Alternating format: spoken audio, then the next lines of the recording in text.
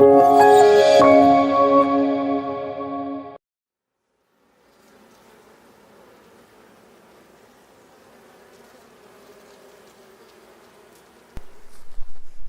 I'm Phil with Capital at Play. Hey Phil, how you doing? Doing I'm James well. Wilkes with HiveTracks and Faith Mountain Farm. How many hives do you personally have here? Well, right here we've got maybe 20 or so, but we have about over 200 in all. Each hive will have this time of year maybe 35,000 bees, so Wow. do the math. How many other beekeepers are in Western North Carolina? I'd say there's, in western half of North Carolina, several thousand. Yeah, it's a pretty big hobby, and actually North Carolina is one of the leading hobbyist states in the U.S.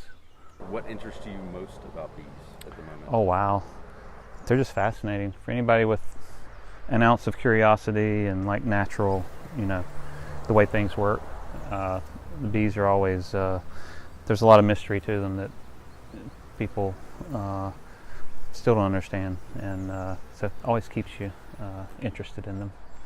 HiveTracks Yeah. has 100,000 hives now? It's probably closer to 200K if you count the commercial beekeepers and the hobbyists. Yeah. How many bees is that?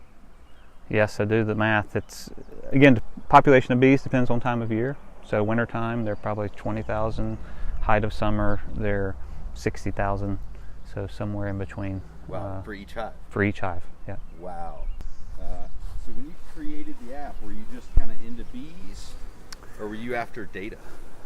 So when I created the app, it was actually right here in this yard. I was inspecting a hive, which is kind of the normal practice of beekeeping. You go and observe the bees, and I couldn't remember what I had done at that hive. And I'm also a computer science professor, so I had a phone in my pocket. It was not as smart back then, but it's like technology ought to give me an assist. Really, that was just born out of my own need of trying to remember what I'd done.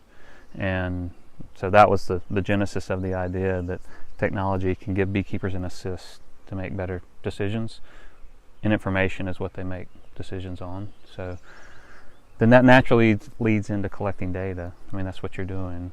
And so it's kind of mushroomed into a really big vision of using beekeepers' data to just improve beekeeping for everybody, because that aggregate data is something we've never had access to.